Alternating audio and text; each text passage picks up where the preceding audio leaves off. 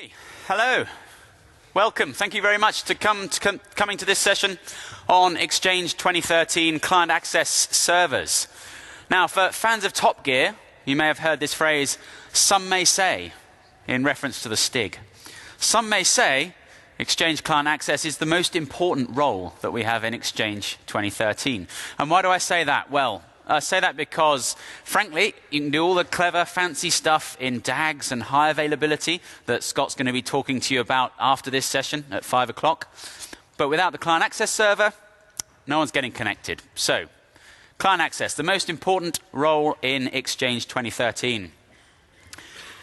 So my name's Nathan Winters. I'm an Exchange technical specialist at Microsoft in the UK, where I work with some of the top 300 customers doing things like architectural design sessions and working with the customers to understand the value of the latest messaging platforms from Microsoft.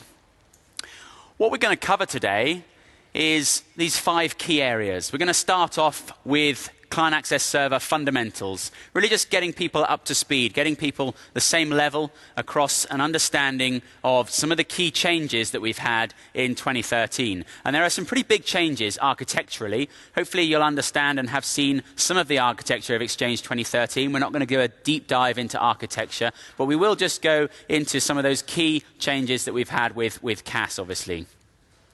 We're then going to spend quite a bunch of time looking at protocol flows. So this is really going to be going into the depths of Exchange. How do clients get connected to the mailbox server at the back end? So we've got lots of different types of clients within Exchange. We've got obviously Outlook. We've got Outlook Web App. We've got Mobile Active Sync. So lots of different types of clients. How do they get connected? How do they actually get you your mail when you want it? Then we're going to go on and look at forms-based authentication. Again, a small little section this, but something which is a little bit interesting, a little bit geeky, change in topic of how we get forms-based authentication to work in 2013 whilst we keep active some of the changes that we've made around load balancing.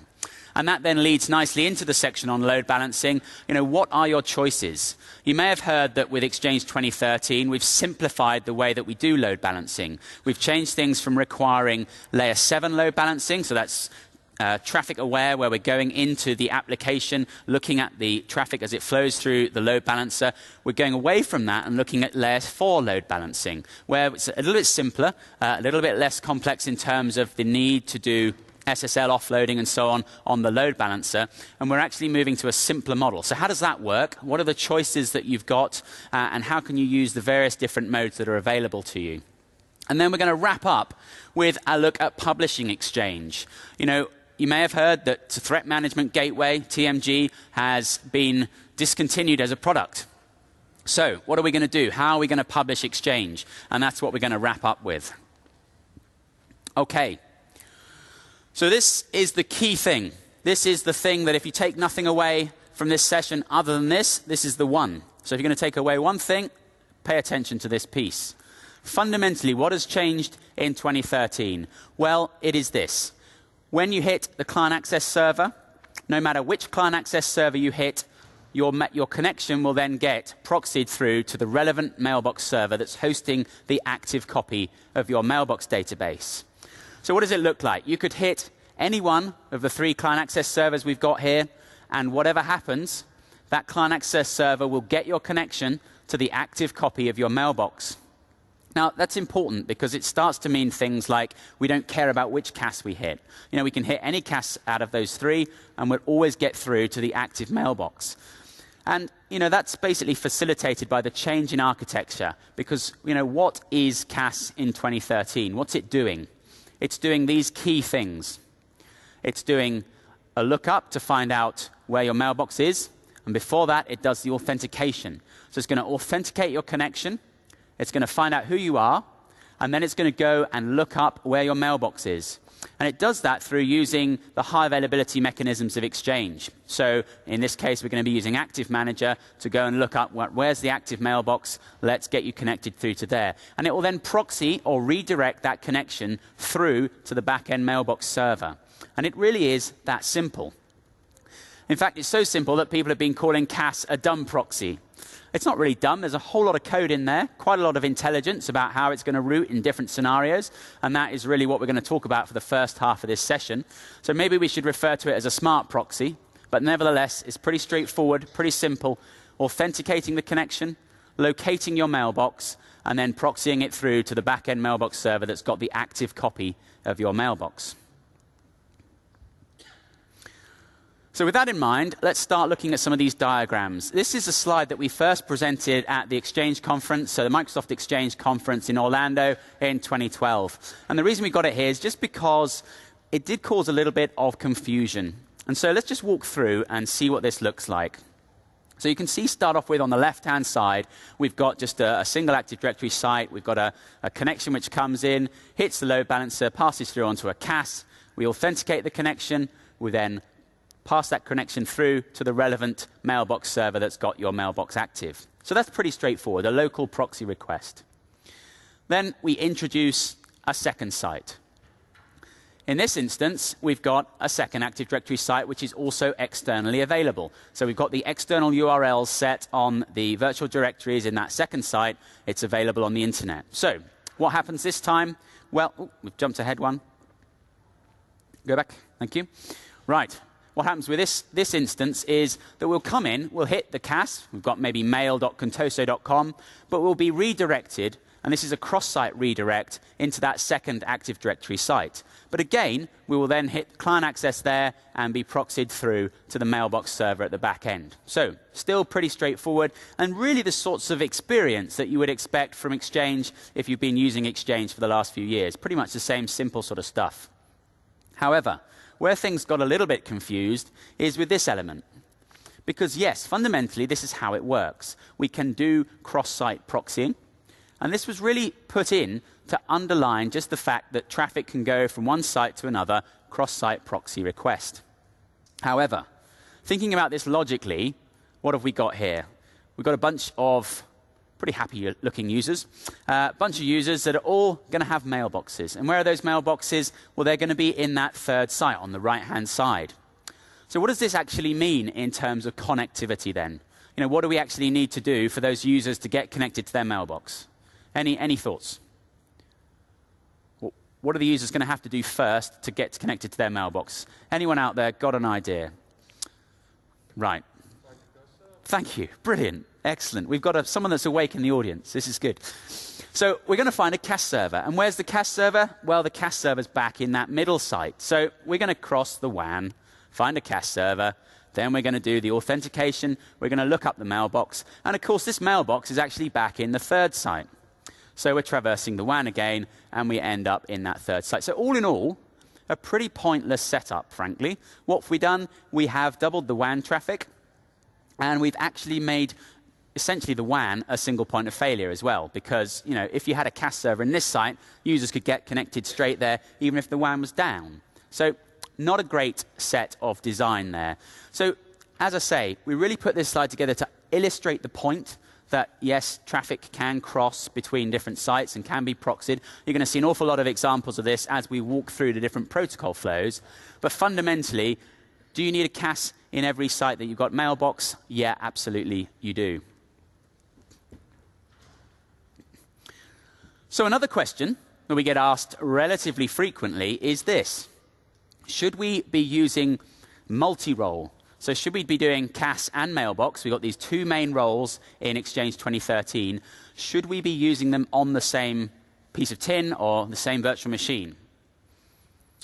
Well, you may remember at the end of the 2010 sort of reign, in sense of version history, we were starting to push people down this route of doing 2010 multi-role servers. And in 2013, it's no different. Absolutely, yes, we should be bringing those things together. And here's why. Because, you know, think about it. If you deploy, say, 12 mailbox servers, and then you go and deploy, or in this case, 10 mailbox servers, and then you go and deploy 4 CAS servers to serve as a pool, what have you done? Well, you've got 14 servers, and fundamentally, you've got 2 different server models. You might have different sized servers. You've got complexity. So why not just put together the roles on the same box, have 12 servers running Exchange, cut the number down by 2, So you've saved yourself 2 servers, and you've gone and increased the availability of CAS by 300%.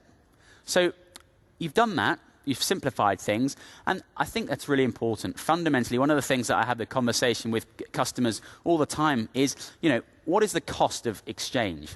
Well, yes, you've got to deploy Exchange, but then you've got to run it for the next X number of years, 1 year, 2 years, 3 years, 5 years. And actually, it's that operational overhead that really costs the money over time. So if you can simplify things as much as possible, if you can really bring things down to, yep, this is my Exchange box, it runs CAS, it runs Mailbox, it's one design, it's got this much RAM, these number of cores, and so on, very straightforward. Whereas, if you've split those things out, then obviously you end up with 2 different models, you've got 2 things to manage, you may want to test patches slightly differently for different roles, and so on. So really, keep things simple, bring things together, and consolidate those roles. There are a couple of other good reasons. I won't spoil Jeff's Sunday. He's going to talk about those tomorrow in terms of sizing. So, feel free to go along to Jeff's session. I think I made a note of it here. We've got session B317. So OUC B317. That's Jeff Mealiff tomorrow. And he's doing a great session on sizing Exchange. And I've no doubt he's got 1 or 2 points on this as well. Well worth a look. OK. So that's the fundamentals. Client access in 2013. We're taking the connection, we're authenticating it, we'll locate your mailbox, and we'll pass you through proxy or redirect to the relevant mailbox server that's running your back-end database. So with that, let's dive in now to the protocol flows and really take a look at what's going on in the background in terms of Exchange and how we get connected.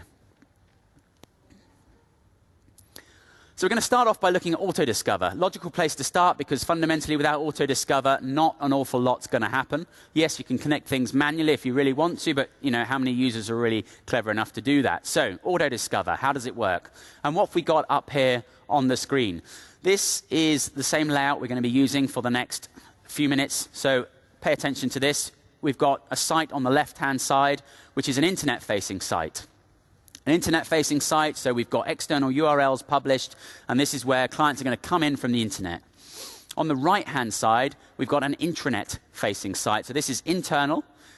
Occasionally, in the later slides, in different protocols, we'll change this over and show you some examples of what happens if you've got 2 internet-facing sites. But for now, we've got an intranet-facing site. And then we've got clients on the internet. We've got some DNS to look up A records, for example. And the other key thing to pay attention to is the versions. Because what we're going to be talking about now is how Exchange 2013 works with 2010 and 2007. And they are quite different. So this is where we need to pay attention to the versions. So let's get started. Client makes a connection. He wants to get auto-discovered. So he's going to hit DNS, look up autodiscover.contoso.com. We'll then pick up that IP address. We're going to come through, and we will connect into a CAS 2013 box. So why a CAS 2013 box? Well, because the guidance is to move the Auto-Discover and move external connectivity in general across to 2013 once you've got that deployed. So once you've put the first CAS 2013 boxes in, you've got them highly available and so on, move the namespaces across to CAS 2013, fundamentally because it's got the newest logic. It actually knows how to route traffic to 2013, to 2010, and 2007. Whereas if we're still hitting 2010, then obviously you may not know about how to move that traffic to a 2013 box. So we want to be moving that traffic across to 2013. So in this instance then, what's going to happen next? We'll hit the CAS 2013 and we're going to authenticate the connection. We're going to locate the mailbox, which in this instance is the little red user on the left-hand side there on the mailbox server for 2010.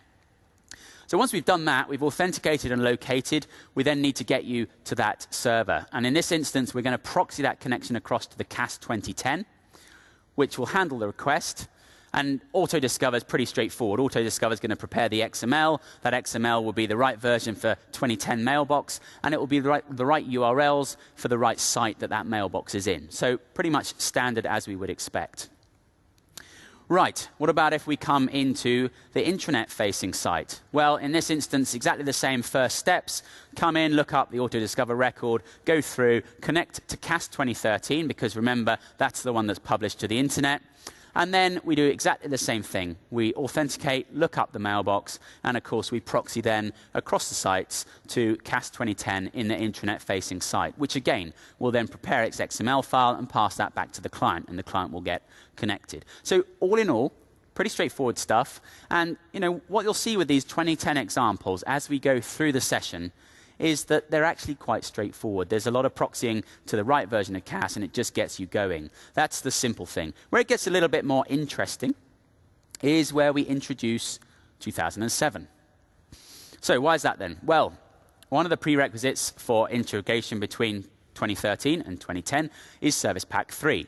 And you'll be aware that 2010 had Service Pack 3, and that's what allowed us to do that interoperability, of course, along with CU1 of Exchange 2013. But with 2007, being an older product, being something that was outside of mainstream support, we didn't really have the support mechanisms. We weren't going through any more service packs for that particular product. So fundamentally, actually writing all the additional code to get all this sort of nice, neat proxying done to 2007 was something that we weren't going to have a vehicle to actually do. So we've got some new ways of getting around that, and let's run through that now. So Auto-Discover starts off in the same way, and we hit CAS 2013. We do the authentication, we look up where the mailbox is, and again, this time, bottom left-hand side on the 2007 mailbox server. What do? Well, we don't proxy directly to CAS 2007 because, as I just said, we couldn't really write the mechanisms to do that into a service pack. We weren't shipping any more service packs for 2007. So instead, what we've done is we've actually proxied that connection through to the mailbox 2013. Any ideas why? Well, because actually, when you think about it, what is a Mailbox 2013? Mailbox 2013 is a sum of a bunch of different roles that we used to have in 2010. We used to have the CAS role, we used to have the hub transport role, and we used to have the mailbox role. And think about it, in 2010 we had logic for going from 2010 to 2007. So actually a lot of that logic is now in the 2013 mailbox role. And fundamentally we can still use that logic to get us across to that 2007 server. So what we're doing is actually, for Auto-Discover, that mailbox server 2013 has got the logic in it to provide an Auto-Discover response for a 2007 client. So actually it will prepare the XML for version 2007 and send that out to the client. And it works very much the same when we talk about this non-internet facing, intranet facing site. We're coming in, we're going to hit that CAS 2013, and we'll hit mailbox 2013, and again, that'll prepare the relevant request for the mailbox server that's in that other site. So we will prepare the right URLs and everything for that other site. Now, one of the things that people have asked is, well, what happens if you put a mailbox server in the intranet-facing site? Well, actually, we would still hit mailbox in that primary site nearest to the CAS that we've come into. So it is relatively straightforward. We're going to come in and hit that, and that's what's going to prepare the Auto-Discover request. Right, so those were external clients coming in from the internet. What about internal clients? And again, what we've got here is a subtle change, but very similar results. So in this instance, the client's inside the network. It's going to hit the triangle. Does anyone know what the triangle is? You must have heard Greg Taylor do this session. Well, the triangle, we've got a few nods. The triangle is Active Directory. That's how we draw, obviously, Active Directory when we're doing architectural diagrams. So we're going to hit the triangle. We're going to look up the SCP record, service configuration point. We're going to pick up from there which Auto-Discover, so where's Auto-Discover being served from, and of course that will point us to that 2013 CAS server. At that point, it all flows through in much the same way. We proxy across, and fundamentally we get that working up and running via the CAS 2010, so that's for 2010. And then when we come across to 2007, again, very similar to what we had before. Obviously, we're looking up in Active Directory instead of out on the internet with DNS, but fundamentally we get connected again to the 2013 CAS box, and then that mailbox server in the main primary site is going to handle those requests, prepare the XML, and of course prepare the correct version for the correct version of Exchange and for the correct site which our mailbox is actually in. Okay, so that's the first example. Any questions at this point?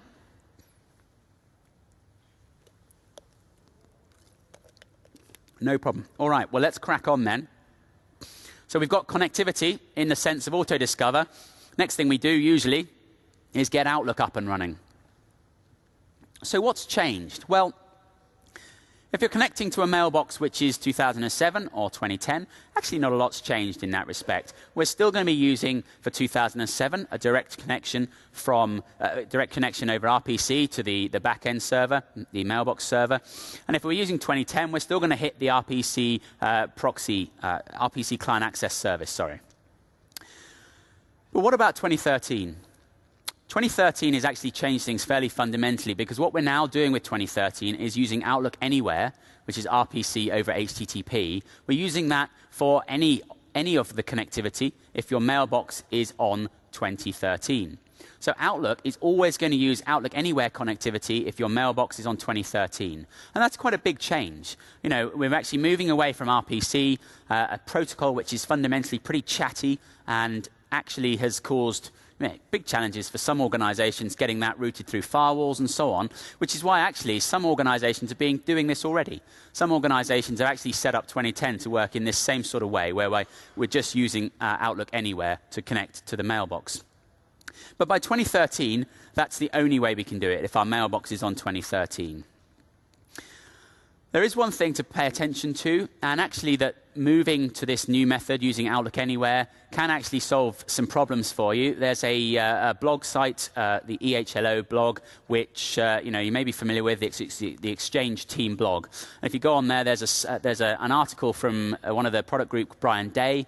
He's written a piece around ambiguous namespaces and some challenges that people have had in terms of getting connected when we couldn't quite figure out what was the right URL to use. So highly recommend going to have a look at that. It's a fairly complex topic, but it will get you from A to B in terms of your migration path if you haven't quite set things up as we recommended in 2010, which meant that we weren't having the RPC client access service namespace published externally. If you've ended up with that the same all the way through and not delineated your RPC client access namespace from your mail.contoso.com, for example, your web access namespace, then you may have a challenge. And that article there on ambiguous name resolution is well worth a look. I think I've got a link to that in the notes on the slides. So how does it actually work? You know, if we're going to be connecting through from Outlook 2013, connecting to a 2013 mailbox, or actually, if we're going to be using any other version of Outlook that's supported, 2007, 10, or 13, how does it actually work? Well, you may be familiar that in the past, Exchange would hand out EXCH, so that's the EXCH, that's the internal settings for Exchange to hand the namespaces back to the client, or EXPR provider for the external connection points for the Outlook client. In 2013, we're now handing back two new references, EXHTTP nodes.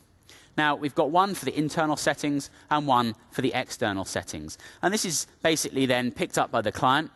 And that actually is one of the key reasons that we've got a bunch of patches for the various different Outlook clients. They need to understand how to do this. They need to actually understand, how do I actually talk to a mailbox that's on 2013?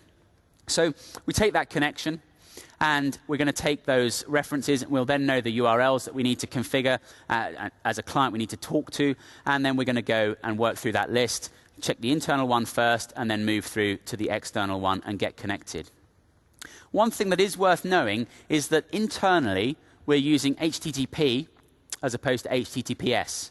And why have we done that? Well, really because fundamentally it helps you get up and running quickly. Generally speaking, internally, you're going to be using NTLM auth, and so the password is not going to be traveling across the wire anyway. Externally, obviously, we're stuck with HTTPS, but it does mean that you can just get a server up and running, connect an Outlook client, and pretty much out of the box, you'll get up and running. I say that with one caveat, which is that it's going to get your mail connection and your directory connection up and running, but what it won't actually do is get things like EWS or the offline address book up and running. So as soon as you start doing things like availability requests and so on, then you will get that pop-up for the certificate and say, well, your certificate's not trusted, that we've seen potentially before in 2010. But, it does mean that you can get up and running quickly, you can check the basics are working, and then get your certificates running. So a slight change there and something which makes things just that little bit easier.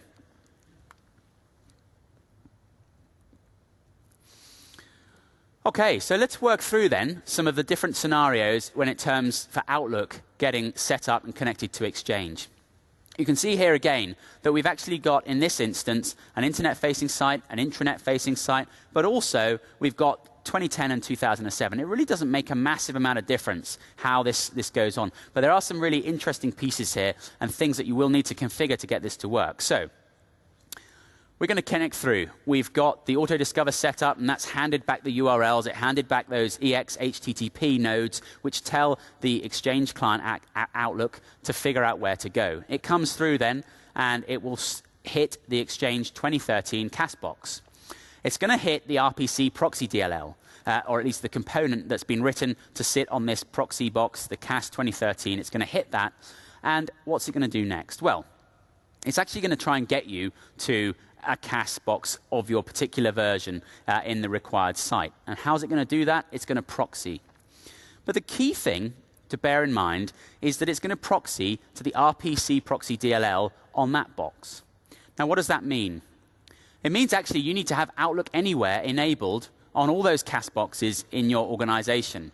Because fundamentally, we're going to hit CAS 2013 using the RPC proxy DLL. We're then going to proxy from there across to the RPC proxy DLL on one of your CAS versions for your mailbox.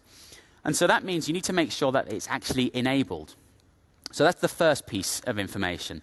The second key thing is, how do we actually do that? Well, we do that using NTLM auth, because essentially we're going server to server, and the 2013 is going to authenticate using NTLM, which could be a problem. Because if you think about it, if you've got Outlook Anywhere set up on your existing CAS boxes, 2010 for example, and clients are connecting in using basic authentication, then, well, NTLM's not going to be enabled. And we've actually made some changes again. It's one of the things that we put in the service pack for 2003, the 2010 service pack 3, to enable you to actually have different types of authentication active at the same time. So in this instance, and I think I made a note of the commandlet there, set Outlook Anywhere commandlet, that you need to go in and actually set that to change and enable the NTLM auth as well on your 2007 servers. So that's in the internet-facing site. Actually, in the intranet-facing site, fundamentally, we're going to be doing exactly the same thing, which in itself is a little bit weird because, you know, when you think about it, you've got an intranet-facing site. It's not used to having connections really coming in directly in any way. So you wouldn't have Outlook Anywhere enabled at all. So again, bear that in mind. You've got to enable Outlook Anywhere there. You've got to set that up and basically configure it with the same namespaces as you would be using on the 2013 box. And then again, you've got to get that authentication set up so that we've got IIS auth enabled for NTLM. We've got the client authentication matching what we had on the CAS 2013, and that way the client connections will be able to be proxied and run through. So, summarizing that then, enable Outlook Anywhere on all the CAS servers, get the client settings right, so get the namespace right, so it's got to match obviously what we've got on CAS 2013, get the authentication right. In other words, the client authentication piece has got to match across the board, but in those sites that are being proxied to, we make sure that we've got NTLM auth enabled for IIS so that we can actually get that proxy from 2013 across to the 2007 or 2010 CAS. So that's Outlook. That's Outlook connectivity. What about a particular corner case? One of the things that's just worth knowing about, if you've perhaps got a setup where your 2007 server is running CAS and mailbox, so a sort of multi-role 2007 server, and you've got IP6 enabled, and your server is not a global catalog, so slightly random corner case to say the least, but you know that does exist, and people have had an issue because Outlook Anywhere won't work. We've got a KB article here, 2794253. Have a look at that. It's basically just describing pretty simply that there's a couple of workarounds. The key workarounds really are that you could separate CAS and mailbox roles, so in other words, separate out those 2007 roles. Generally speaking, people are not going to want to do that just to get things up and running. So the one that we recommend is disabling IPv6, and that will get that up and running. There's just a bug in the way that that's handled. So a couple of workarounds there for that corner case. That disabling is only in the 2007 server? Correct. Yeah, just purely for 2007 servers. OK, so that's Auto-Discover, and that's Outlook. What about Outlook Web App, the other major client we've got with Exchange? So, again, some more scenarios. We've got the same internet-facing site. We're using that same namespace now, mail.contoso.com. And you can see we've got a layer 4 load balancer in the mix as well. Not all that relevant in this instance, but we'll talk about that more towards the end of the session. So the client's going to come in, and we're going to get the nice, shiny, new, white OWA forms-based authentication page from 2013. And at this point, your user's going to be going, oh, yes, yes, I've got a new mailbox. And then they'll find out that they haven't when they get proxied across to the 2010 experience, and it all kind of looks like the same as it did. So false excitement, but no doubt one of the days you're going to move their mailbox over to 2013, and they'll get that nice new experience as well. But all in all, again, another one of these fairly simple 2010 experiences. One little interesting piece of information, again, just about that authentication, as we talked about on the previous set of examples. We can now do that proxying across from 2013 to 2010 CAS, even if we've got forms-based authentication enabled on the 2010 CAS. So we can now have multiple different types of authentication enabled on the CAS 2010, which enables those pieces to work successfully. So that's another thing just to bear in mind. Right. Now, what about if we introduce a second site? And to start off with, it's an intranet-facing site. So internet-facing site, again, we're going to come in, we're going to get the nice log-on page, which is 2013. We're going to proxy across, and you'll be pretty familiar with this by now. 2010, most of it just works. It's pretty straightforward. What happens then if we introduce a new namespace? Well, there we go. If we introduce a new namespace, we've got a couple of challenges now. So we now have two internet-facing sites. Okay, so think of this as we've got Europe and we've got US. US is running out of mail.contoso.com. Europe is running at europe.mail.contoso.com. So what's going to happen? Well, we're going to do the authentication to 2013, assuming, of course, the users are not being intelligent and actually just connecting to Europe directly. So this is what happens if the users just come into Mail. They're going to hit that 2013 client access server, and then they will be redirected. Okay? So this is this traditional experience. They'll click the link, get redirected across, and they will then be hit with, 2010 auth page. So in other words, we've authenticated twice. We're going to authenticate on the CAS 2013 with the nice new page, and then we're going to get redirected and authenticate again on CAS 2010. Not an ideal experience by any means for the end users. So what can we do about that? We can replace the authentication page on 2010 with a big red X. No. What can we really do about it?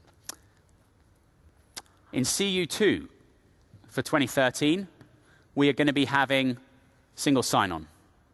So that redirect request will simply work. We'll take the authentication once when we hit CAS 2013, and we will just make sure that that works, getting you connected to your mailbox. Yes, you've got a second internet-facing site. Yes, it's a different namespace, so we'll redirect to the external URL, but we will just come straight through and take that authentication across. So hopefully that's a bit of an improvement that your people will see out in the field when they actually get this stuff deployed. One of the things to bear in mind really with all this is just trying to make things as simple as possible. And yes, ideally this would have been in the box out with RTM.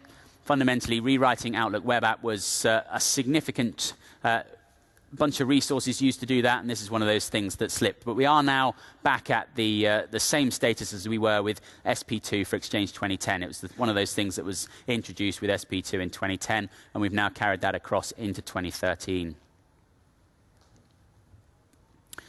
So what about with 2007? So with 2007, as we've sort of talked about already, we didn't have that mechanism to make Outlook Web App 2013 proxy directly to 2007. So what have we really done there to make this work?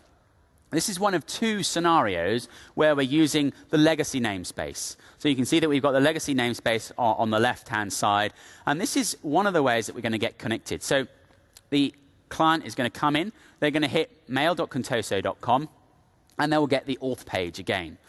And then what's going to happen is we're going to come back out, because obviously we'll have looked up the mailbox, we've done our authentication, looked up the mailbox, and figured out that actually we're on this 2007 server, and we're going to come back out and go in again via the legacy URL. Of course, it doesn't have to be legacy. It's one of the things that people often think has to be called legacy dot whatever. Of course, it doesn't. It can be anything you want. It's just another namespace, fundamentally, that you've got to have set up. You may find, actually, that you just keep the namespace as you had it previously on the 2007 boxes and introduce a new one for the 2013. You know, it's entirely your choice. But basically, we're going to come through that namespace. And, of course, at that point then, previously, we would have done that authentication again. Now, we've fixed that again. So it's going to work both with 2010 and with 2007. We're going to have that connection direct all the way through. Pretty straightforward. So again, a much better experience for the end user. We've got a question back there. What about certificates?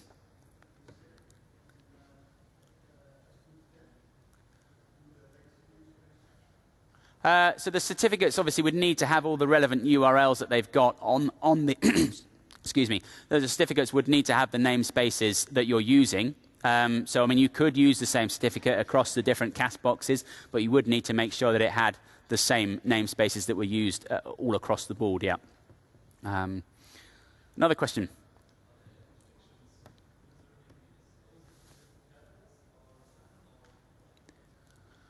Sorry, I can't quite hear that one.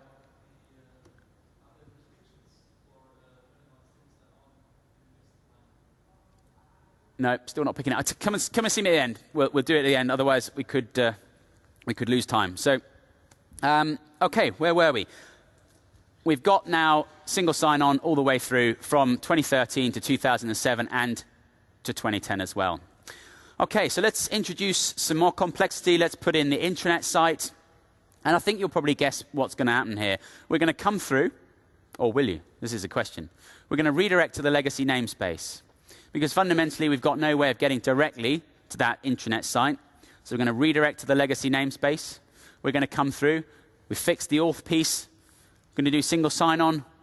And then we've got lots and lots of lines coming across to proxy this to the CAS 2007 in the intranet site. So this is one of the funky ones. This is really one of the slightly, long-winded ways. You've got another one coming up around ActiveSync of how you get from A to B. But, it all works. It's obviously slightly long-winded, and really what we've ended up doing is making things work. It's maybe not as efficient in some respects as it could be, but we've made things work, and obviously people gradually will move from 2007 on to 2013 as you're doing these interoperability pieces, which will obviously simplify things. So that's with an intranet site. What about if we do now an internet site with a new namespace? Well, again, fundamentally, we're going to come in, we're going to do our authentication, and we're going to really just do that simple redirect, and we're going to hit that Europe namespace. And again, logon's been fixed, come through in CU2, single sign-on, and we'll be connected to the mailbox. So really, a lot of different scenarios there. But the key things to take away from that piece around Outlook Web App is that with 2010, again, as with the other protocols, really, we're just going to proxy you to a 2010 CAS and get you working. With 2007, we've got to use the legacy namespace. We've got to come across to the 2007 CAS, and then we're going to proxy you across site if we need to another 2007 CAS. But we have fixed single sign-on now in CU2 for the users to get that seamless transition and not have to re-authenticate. And in terms of time frame, CU2, it's not that far away, so you should be able to have this fairly shortly. So a couple of final scenarios then with OWA in 2013 specifically. This is OWA site with 2013 only, and obviously pretty straightforward. What happens if we add another 2013 OWA site? Well, basically, these have got a dissimilar namespace. In other words, we've got Europe and Mail, so we've got perhaps US and Europe again. What's going to happen in terms of connectivity? Again, if a user were to come through to mail.contoso.com, we would fundamentally authenticate, look up the mailbox, and then just do really that cross-site redirect across through the new namespace. And because we've fixed the single sign-on, that will just work as well. So really, as I say, we've made this simple across all the different forms. We're really just going to get you connected to the mailbox. One other example here, and a final example. What happens if you do this. So you've got two internet-facing sites. In other words, you've set the external URL, and you've given it the same namespace. In 2010, what would happen is you would hit one of those namespaces, and obviously what we're going to have here is the mailbox in the bottom right-hand corner. So let's say that you hit the client access server in the middle site there, or the left-hand site. We're going to authenticate, and we're going to be told to redirect to the same namespace. That's obviously a bad thing, because CAS is going to just keep doing this, and then you get bored. And I guarantee that you'll get bored a lot quicker than CAS will. It'll just keep redirecting you. So, wouldn't it be nice if we could do something a little bit more intelligent, like we can in 2013? So, with 2013, we're going to do the authentication. We're going to look up that your mailbox is in the other external site, and we're going to say, hold on a minute. We're using the same namespace, because obviously what you're trying to do is set up a unified namespace across all your sites. So we're just going to make that work. We're going to proxy the connection across and just connect from that CAS in one site to the mailbox in the other site. So really, again, it's enabling you to simplify the namespaces that you're using. One of the things we've been talking about with 2013, ever since it shipped and it shipped as well, was this whole concept of simplifying namespaces, really just making things work, getting you from A to B and getting you connected to your mailbox. And so that, again, is one of those things that just enables you to set up the same namespace, not worry really where a user comes in, but they'll still get connected across to their mailbox.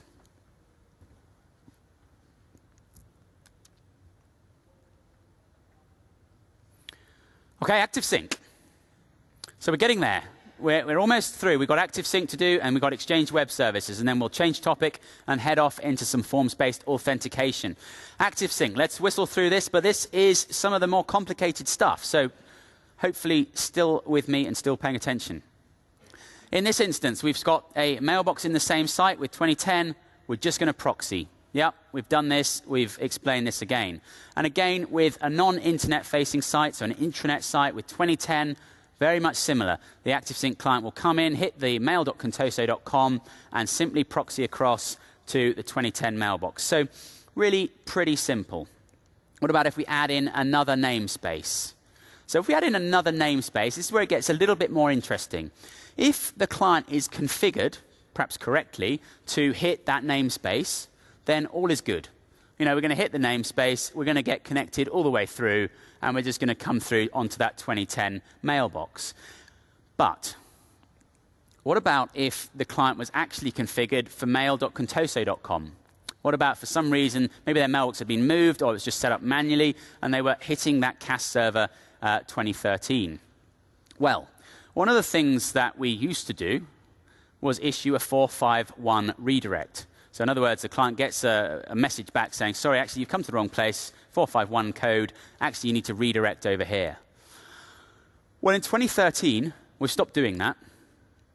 We've actually taken that out because fundamentally, a lot of the devices just didn't support it properly. So you could end up in a situation where, you were sending that message back to the device was saying, what? Hold on, don't get that, sorry, can't connect. Not a great experience for the end user. So again, one of the things that we've really done then is actually to change this over and make it so that with 2013, if we hit the wrong CAS, in other words, not where your actual mailbox is located, we will again just proxy that across. So again, it's just simplifying things.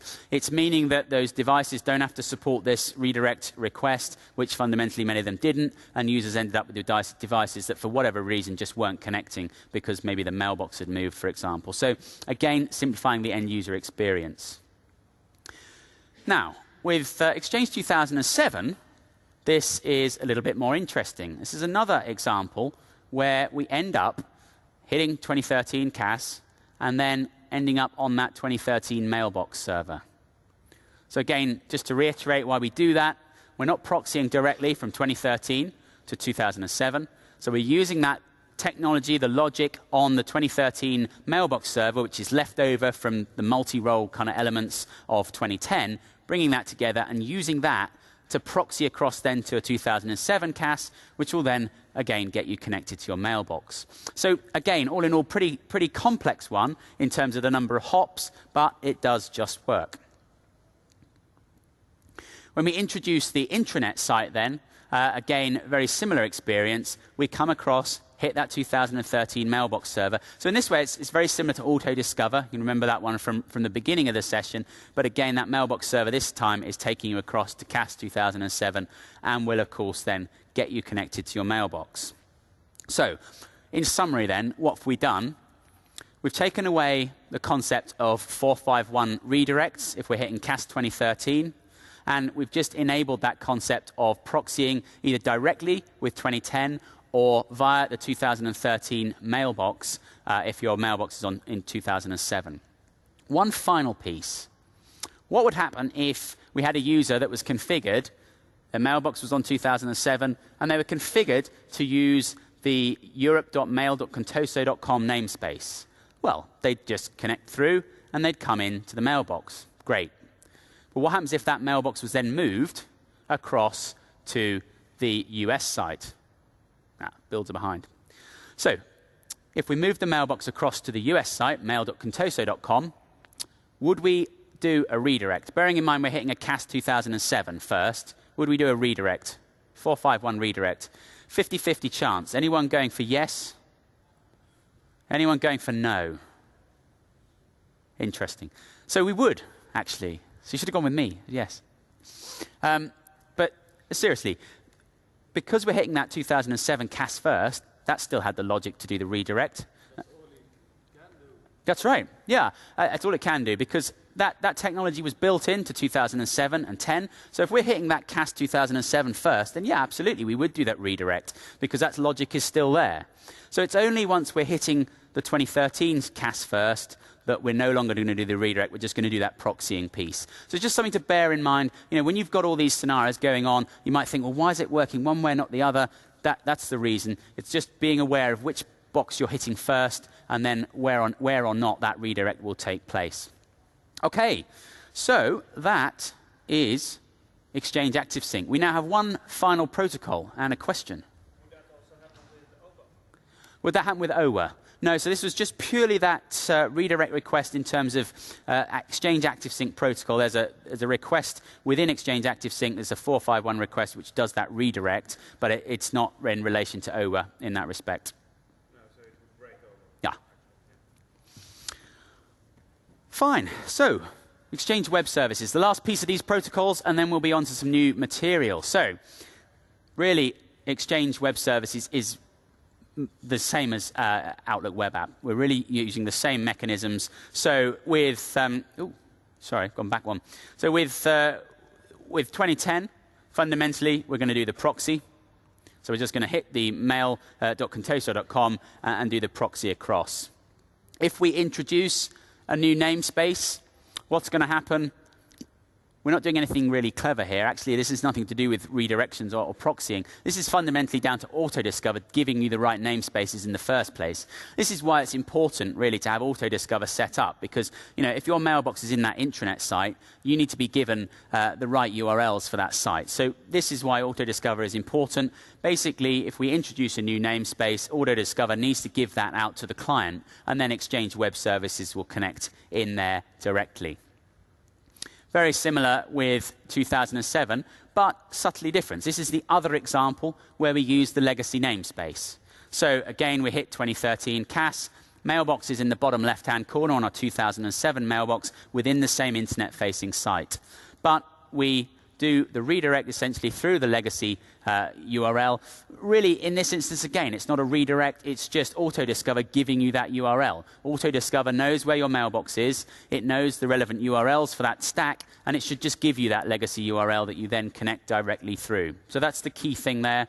And similarly, when we come in to the intranet-facing site, we have the same sort of concept. We come out, we get the legacy URL from auto-discover, because bear in mind, this is intranet-facing. We don't have any URLs externally published. And then we do that proxy from 2007 across to 2007 and get you connected. Final piece, again, an additional namespace, additional internet-facing, and we've been through this already. Auto-discover should just give that out, and that's what will enable you to get connected. Right. So I hope you're not all asleep. That's some challenging material. It's a challenging thing, obviously, to present because it's all fairly similar. Trying to keep things all listed in the right order is always good fun. But, you know, the key thing there is you've got those slides. You can come back to these slides, obviously, and walk them through on your own, figure out what it is that your scenario is doing, and actually kind of take these away and have a bit of a recap. It's not something that you're ever going to quite remember, but hopefully we've got the key concepts. And the key concepts are here. You know, CAS 2013 to CAS 2010, pretty straightforward. Gets you proxied from A to B, and things really just work. 2007 coexistence, a little bit more complex. On occasions, we need to go, for example, to that mailbox server 2013 and use some of that older logic to get you across to 2007. So we've got that with, for example, OWA and EWS. And then for the other pieces, we are doing some proxying in the background to get you to the right place from CAS 2007 to CAS 2007. We're no longer doing those HTTP 451 redirects when we're doing active sync with hitting a 2013 CAS server. We're just going to proxy and make that work so that your clients don't get broken, which is always a good thing. One final point here is just bear in mind, don't take away the 2007 CAS servers in your internet-facing site if you've still got mailboxes on 2007 in a non-internet-facing site. So just bear that in mind. Remember we had those long wiggly lines that went across from the internet-facing site to CAS 2007 in the other site, those long proxy requests. Well, you simply couldn't do that if you'd got rid of your 2007 CAS in the internet-facing site. You would have no mechanism and it would just break. So bear in mind, you've got to keep around a 2007 CAS in the internet-facing site until you actually get rid of all those mailboxes on 2007. That's important to remember. Okay, change of gear then. Forms-based authentication. What's different? What's actually happened in 2013? It's changed. You know, we've changed it in terms of what it looks like because we now have this nice new logon box. We've had a new logon box for each version of Outlook for Outlook web app for a while. So nothing particularly stunning there, apart from it's all clean and white. But what's changed behind the scenes? Well, we're no longer requiring session affinity. So we're no longer requiring affinity to maintain a connection from the user to a particular CAS. Basically, we can connect to any CAS. How does that work? Well, we're using this thing called a cookie, and a cookie is used as our authentication mechanism. So we're going to get a cookie when we authenticate, and we'll pass it to the server from client to server in order to prove who we are, essentially. Great. Well, in the past, with 2010, if we then passed that cookie to another CAS server, things would break because fundamentally it was like, oh, sorry, that's invalid. I didn't sign that. I don't understand who you are and what you're talking about. Come back.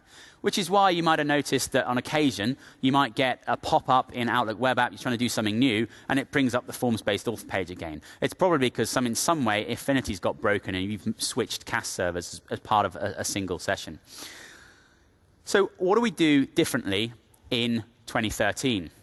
This is how it works. We assume that we've got the same certificate on all of the CAS servers. So that's important, the same certificate. In other words, not a certificate with the same names, the same certificate. In other words, it's exactly the same. You take it, you export it, you put it on the CAS, and you do that for all the CAS servers in your load-balanced pool. It must be the same certificate because what we are then going to do is when we make that connection, we authenticate, we get the cookie, and it is signed with the public key of that certificate. That means then that if we present that same cookie to any of the other client access servers, they can all decrypt it because they've all got the same private key. Pretty straightforward public key infrastructure stuff, but makes things a whole lot simpler because it then means that we can go and talk to any of the CASes. Which simplifies load balancing somewhat because we no longer have to do this clever layer 7 affinity stuff. What's that all about? Well, let's talk through this.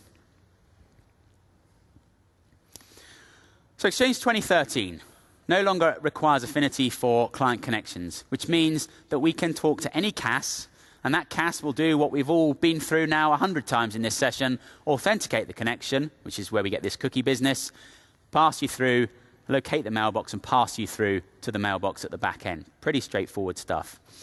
But where we've simplified things is that we no longer, as I say, require that connectivity to a single CAS. We can connect to any of them, which means we can use layer 4 load balancing. We're not really bothered about the traffic as such. We're not really having to dive into the packets. And fundamentally, what layer 4 load balancing means is we're really just using TCP, IP port, IP address and port. We're not having to dive in and say, right, it's going to the RPC, this is the URL we're using. We're not having to break into the traffic and do essentially the decryption of that traffic. So we're not having to break the SSL encryption and then re-encrypt it and send it on its way. We're just passing the traffic through. So in other words, the load balancer doesn't really care about the traffic. It says, I'm coming in here, I'm going to pass you to one of my CASes. Now, that's fine, it's simpler for certain, but of course there are some trade-offs with that, and this is what we're going to work through now in the next few moments.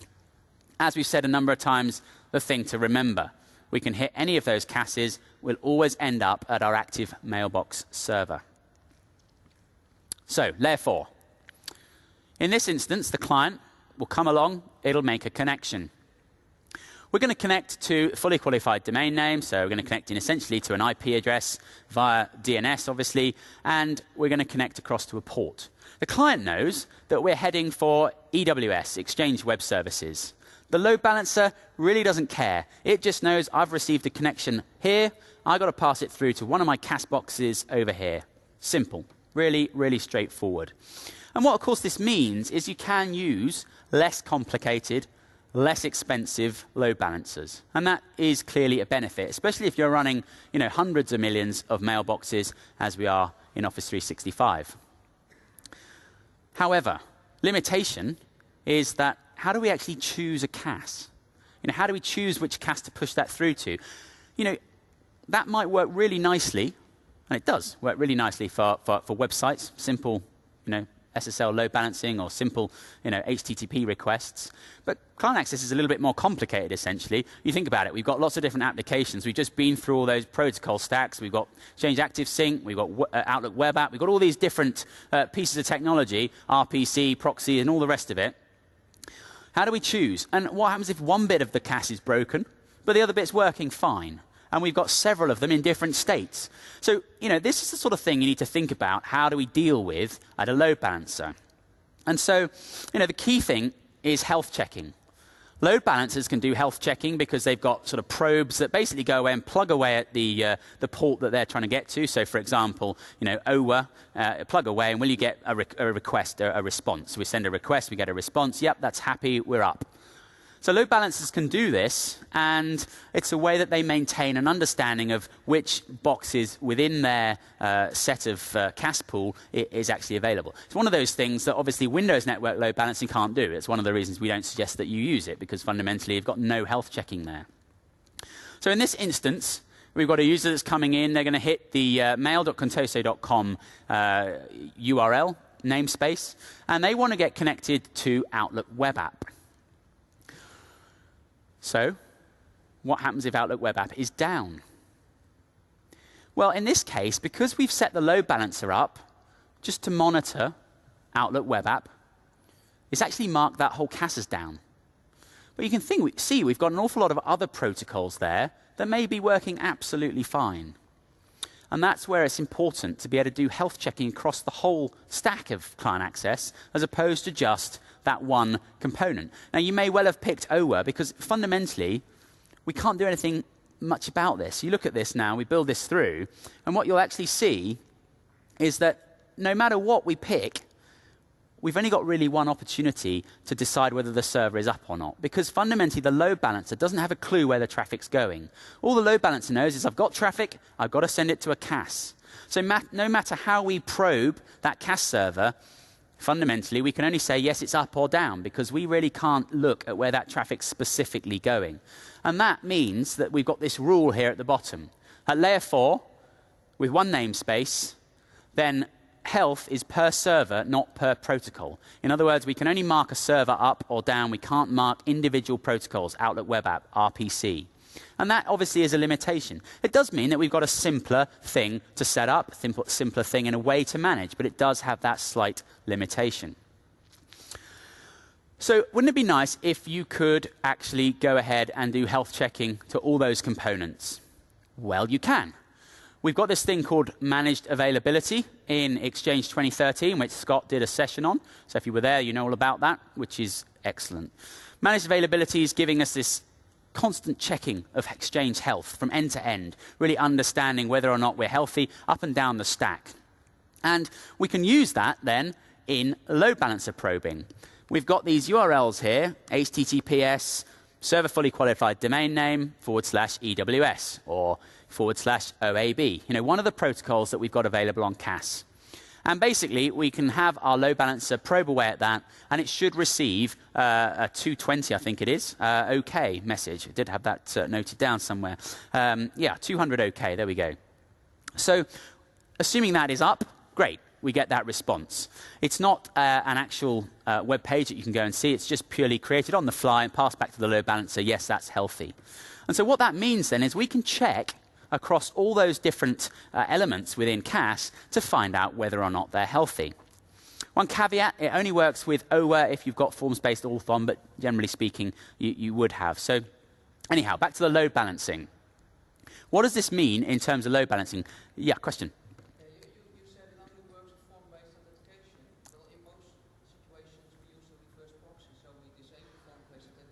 Okay. Yep. My experience with CU1 is that it does work. Right. Forms-based authentication disabled. Okay. Interesting. I heard it a lot in the last couple of days. Okay. So basically, just to summarize, in case people can't hear, suggesting that it is actually working when forms-based authentication is disabled in CU1, and that you're using that a lot because you may have authentication done on the proxy or whatever externally. Okay, that's interesting. It's good to know. I'll check out that one and see what we come. I know that we've had plans to fix it. Maybe it got fixed. Who knows? There's not much documentation around this feature in TechEd, so it's a little bit a gray area. Okay, brilliant. Well, in that case, definitely come and see me when we're down at the booth, and I will A, ask some other people, see whether they know, and B, if they don't, we'll see what we can find out. So, no worries. Okay, so health checking at layer 7. So remember, layer 4, single namespace, just coming in. The load balancer didn't have a clue what the traffic was trying to do. It was just going to pass it through to CAS. Layer 7, things are a little bit different because at layer 7, in other words, we're looking at the application layer.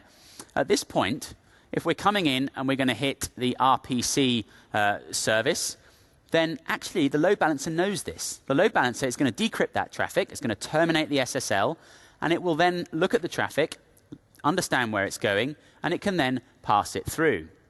So in this instance then, if the RPC service is broken, it knows not to pass that particular connection to that particular CAS. Remember, we can use those URLs that we had on the previous slide to understand the health of the various different elements of CAS. So the load balancer can use that, but if, of course, then we have an OWA connection, so Outlook Web App coming in, well, that's perfectly fine. We can get connected to that same CAS that otherwise would have been marked as down. And so it is important to just bear this in mind, to think through these different scenarios, because it does mean that you can use things more efficiently, but it is also slightly more complex because fundamentally you've got to invest in the load balancer hardware and the configuration of those load balancers with the ability to do SSL termination, decrypting that traffic and re-encrypting. So there's an overhead there. There's more cost involved with the load balancers and more complexity to the setup, but it does give you some benefits in terms of the health checking piece. So that results in this rule that at layer 7 with one namespace, then health is per protocol because we can check into the packet, understand where it's going, and pass that traffic off. One final one which might be of interest because it can give you the best of both worlds. What about layer 4 with lots of namespaces? How about that one? So, yeah, it looks a little bit complex, but really it's pretty straightforward. We've got the benefits of layer 4 in that we've got the simplicity of the load balancer. Yes, we've got a bit more complexity because we've got more namespaces. But you know what? That's not that complex. All we've really got to do is make sure that we've got a number of IP addresses, obviously A records that point to those IP addresses, and the names on the certificates. But from an end user perspective, think about it. You're not giving out 8 different namespaces to the end user. You're just generally giving them Outlook Web App. That's the only one that they really need to know. Everything else pretty much gets populated with auto-discover. So, why not? And this will give you the benefit then of health checking across all those protocols. Because fundamentally, we know we've got that one-to-one relationship. If something comes in for auto-discover, it knows it's going directly to that auto-discover service. And we can just probe that and find out whether it's up or down. And because we're doing this on an IP address relationship to the destination, fundamentally, we've got that one-to-one mapping. And we do that right the way across the stack and therefore get the benefits of layer 4, simplicity, slightly more cost-effective load balancers, but obviously still getting health checking at the protocol level. So to summarize that then, you got options. Fundamentally, we're not really saying that any one of these is best. We're actually just saying, look, you've got different options. What we tried to do is take 2010, take that forward into 2013, make it simpler if you want that, but also give you the options that you had in 2010. You know, you may have gone out and set all this up with 2010 and find, well, actually, it's working great for me now. I really understand how to run it that way. Great, go ahead. You know, run it with that set of layer 7 load balancing, understanding the health of the traffic, single namespace. That's not a problem. Equally, you may be at the other end of the scale. You know, this is all pretty complex stuff. I've got enough to worry about. Let's just go simple with layer 4, using one of the more cost-effective load balancers, and just get things up and running and working. And, you know, we've got some trade-offs. But there's always trade-offs with any design. The key thing is to make it simple and make it manageable for your organization. So, in summary, at layer 4, no load balancer awareness of the endpoint the client needs. So in other words, we can't do health checking. We can only really do health checking at a server level, not at a individual protocol level, layer 4.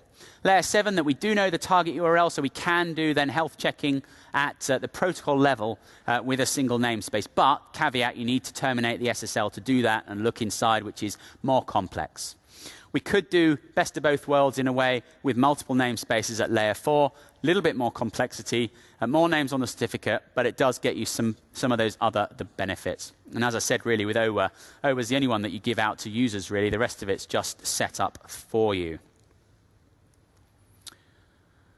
OK, so we're in the home stretch now, the final topic around publishing Exchange to the internet. TMG is dead. Does this make everyone a little bit scared? Oh. Other products do the same.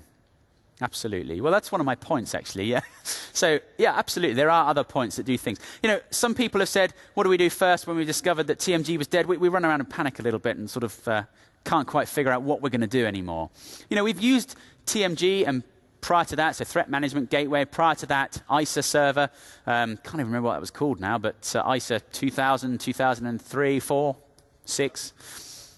That's the one. All sorts of Internet Security and Acceleration Server, I think it was. It's just come back to me. But anyway, you know, we've been doing this for years. We've been doing this for 10 years. Now, the Internet was a whole different place 10 years ago. We had different threats. Windows and Exchange, fundamentally, were somewhat more open, shall we say. You know, everyone knows about Microsoft Trustworthy Computing Initiative, Bill Gates with the memos, you know, 10 odd years ago. The way we develop code is fundamentally different now. So the things that we were trying to protect ourselves from 10 years ago, maybe not such a big deal these days. You know, putting a Windows server or an Exchange server out on the internet 10 years ago, we had things like open relays that were configured out of the box by default. This was just normal. We don't do that sort of thing anymore. You know, speaking to some of the product group guys, and they're saying, look, you know, we have to go through days and days of hacking from our internal security guys if we create a feature. You know, they're trying to figure out how can we you know, get around this feature? How can we use it for something it's not supposed to be used for? This happens for every single feature that's designed for any of the Microsoft products. So really, we've got fundamentally different landscape now, different threats. And so maybe we could agree that the solution that was in place 10 years ago is not something that we need anymore. Maybe we can't. Maybe there are, you know, choices to be made. But I think the fundamental is it's time to reevaluate what you're doing. You know, just saying we've always had it this way. I've had lots of conversations with people around all sorts of different things, two-factor authentication, pre-authentication, which is obviously something that TMG could do. You know, what are we doing? We're authenticating. Yep, we're putting in a username and password. That username and password is being authenticated by something, TMG in this case. Why is that important? Well, we're sort of saying it's a little bit more secure because it's a hardened firewall thing. Why don't we just do that authentication on CAS? CAS is, again, a secure system. It's been designed to be secure out of the box. So there are some differences. I know that for some people that'll be kind of sacrilegious and, no, we must do this. I've certainly had my fair share of conversations with security people, and we all know that that can be a challenge. But I think it is really important just to take a step back and say, look, why are we actually doing what we're doing? What's the business value to this? What are we trying to protect ourselves against? And could we do things a little bit differently nowadays? So, how about this?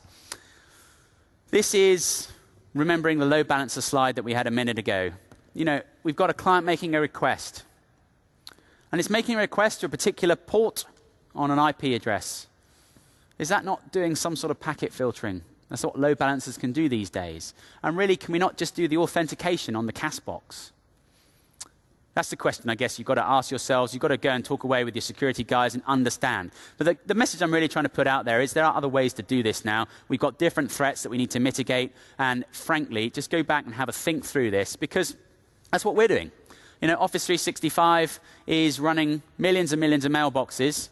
There's no TMG in sight. There's no UAG in sight. This is just published through some load balancers, and we connect directly into it. And you know what? Microsoft's one of the most attacked companies on the planet. It's working here for us. Now, doesn't mean to say that you should just go and do everything that Microsoft does, because we've had that discussion before, and we had people coming back with 8-node clusters in 2003 and things, and that was all hell of a lot of fun. So, think it through for yourselves, but understand that there is a discussion to be had. That's one of the things that maybe Microsoft should really sit back and... Microsoft is its own God, basically. They decide it's their product, it's their services, and Yep. they decide. While the rest of us service vendors, we actually have rules and regulations, and there are government establishments that already decide for us. Yeah. So in certain situations, it's not us that makes. No, absolutely. Absolutely. And in a way, that's what this talks to. So the real thing was just that, look, there's situations where you can't choose. You're mandated in some form. I mean, the thing I would say is you're mandated, but if you can, have the conversation. That may not change anything fundamentally. I can totally accept that. But, have that conversation, because that policy that was put in place maybe 10 years ago, well, is it still right for now? But, the answer may be yes. The answer may be absolutely. We still need to mitigate that threat. And in which case, if you have to do something, then you still have some options. We've got the UAG product. The UAG Unified Access Gateway will give you the pre-auth capability. The other thing is that we are about to support ARR. ARR, it's kind of hard to say, but it's a Windows IIS feature, application request routing, which basically gives you, again, some capabilities to take connections in and securely authenticate and route those to certain servers at the back end. So that's part of Windows. And we've got some guidance that is going to come out relatively shortly. I think it's actually been written, but we're just waiting to publish that. And then, of course, as was mentioned, there are third-party solutions now. So we've got a lot of vendors downstairs in the expo hall. Some of them make load balancers, and at least, some of those load balancer vendors have pre-authentication modules that will just slot in and, basically take over. So at the very least, what you're doing is simplifying. You need the load balancer anyway. We're going to use that load balancer to do that pre-auth piece as well, and at least we can simplify and keep things straightforward in that manner. Okay, so key concepts, things to take away. What are we going to do when we hit a CAS server? We're going to authenticate the connection. We're going to locate the mailbox, and we're going to proxy or redirect that connection through. 2010, pretty straightforward. We're just going to pretty much get that done, proxying it through. 2007, a little bit more interesting. There are some different routes that we get that traffic around, but fundamentally we're going to get it there. We don't need load balancer affinity. We can come through directly to any of those CAS boxes. It will then do that using that cookie and a new method of encrypting that and get that through to your back-end mailbox server. And with CU2, we're going to have seamless single sign-on. You're not going to have to do that reauth when you have the connection that's redirected in any of those scenarios. Okay, so with that, there are a bunch of resources which I've no doubt you've seen this slide already, but feel free to check out the conversation on IAM-MEC. Get involved with that community. That's something which is coming up again next year, 2014. There'll be a new Microsoft Exchange conference. Equally, we've got a free TechEd OneNote. This is one of the guys that used to be one of the marketing managers for Exchange, moved over to the OneNote realm, and he's prepared a OneNote notebook which you can all download. The URL is there, pretty short one, so you can write that down if necessary. And it's got all sorts of information about TechEd, all sorts of information about Madrid, places to go and eat, all those sorts of things. So well worth a look at that. It'll help you get around as well. Obviously, we've got a bunch of resources for you after the show. Channel 9, TechNet, the learning sites, and obviously MSDN, places to get more information. And a lot of the recordings from TechEd will be up on Channel 9. The ones from the US already are, so you can see this session as it was delivered there and compare it, see whether it was good or bad. That'd be interesting for everybody. And, of course, we very much welcome the evaluations, useful feedback to help us make sure that we get the topics right for next year, get the level right, and obviously see how people are enjoying the conference. So with that, I think we're pretty much bang on time. More than happy to take a few questions. I will be down at the booth over the next couple of days, so feel free to come down. But with that, thank you very much for listening.